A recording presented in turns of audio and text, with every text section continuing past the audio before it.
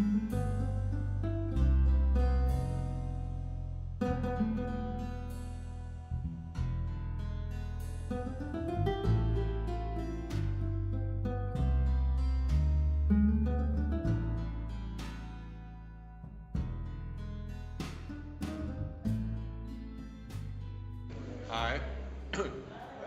my name is Ralph Dewey Harris, and I'm a knife maker.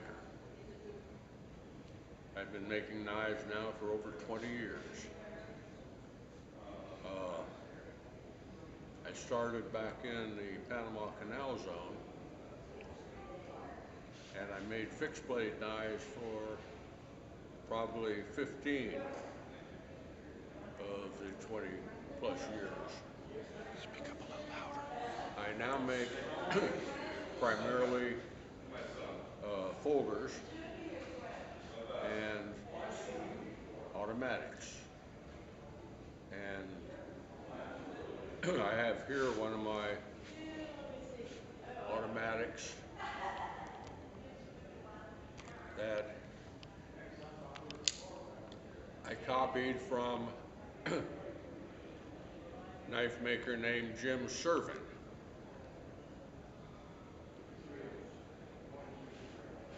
There were 3 knife makers besides myself that made this particular design.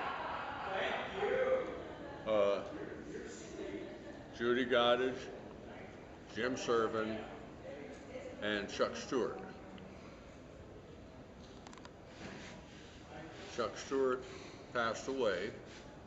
Judy Goddard retired from knife making, and then Jim Servin retired from knife making. So I'm the only one left who makes this particular design.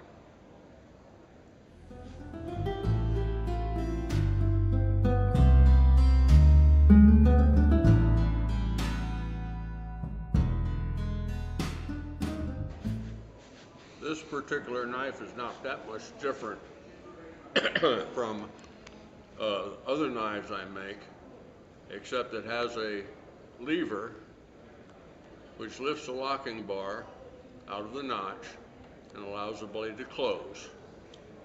And that same lever lifts the bar out of the notch, which allows the blade to open.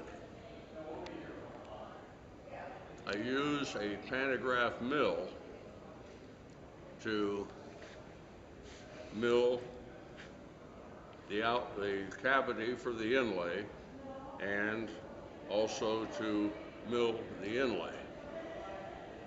I use that same pantograph mill to mill the cavity for the lever and the lever. Other than that, I have a surface grinder that I use to flatten out my handle frames, and a belt grinder that I use for doing all the finish work and grinding the blade.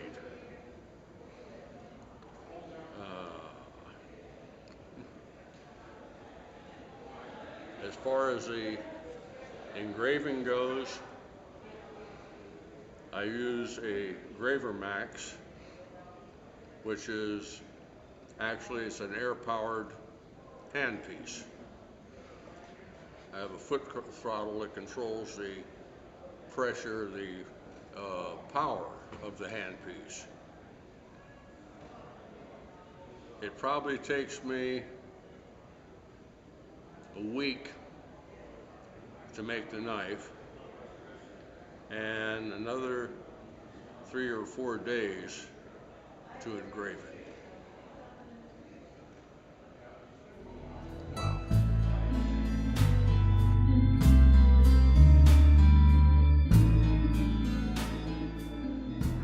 I got interested in engraving back, I guess it was in the 80s. And I even went so far as to buy myself a chaser's hammer and some chisels. And I experimented for a while, and I realized that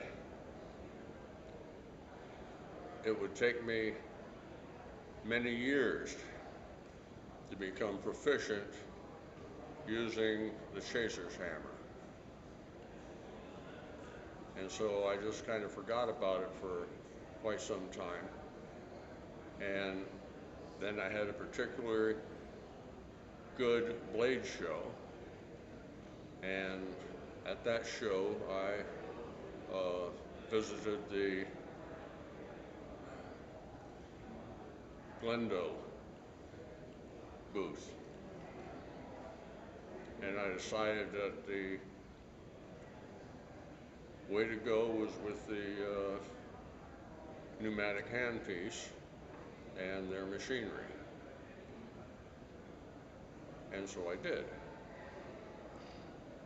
And I bought all the books that I could find on engraving and just started putting the chisel to the steel.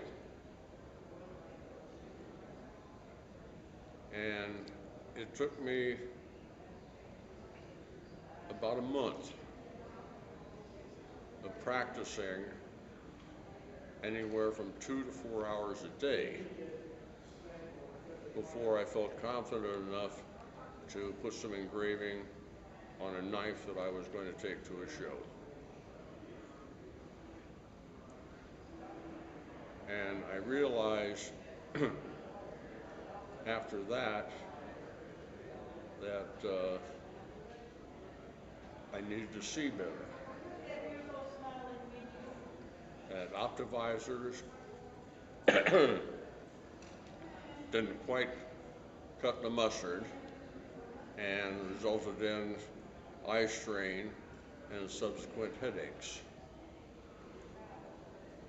So I bought a Meiji microscope,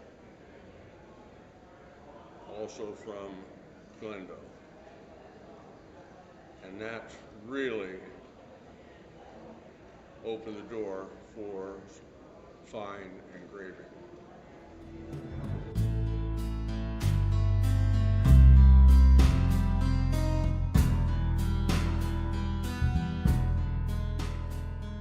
I started making knives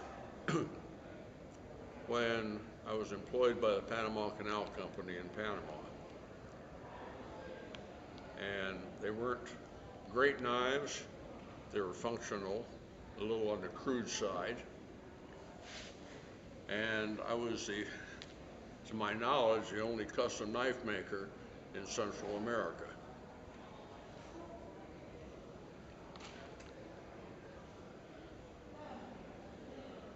I retired from the Panama Canal Company in 1982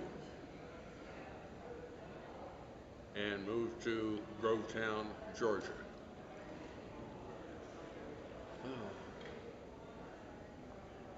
I continued my knife making there, and when my primary source of income, besides my retirement that is, went defunct,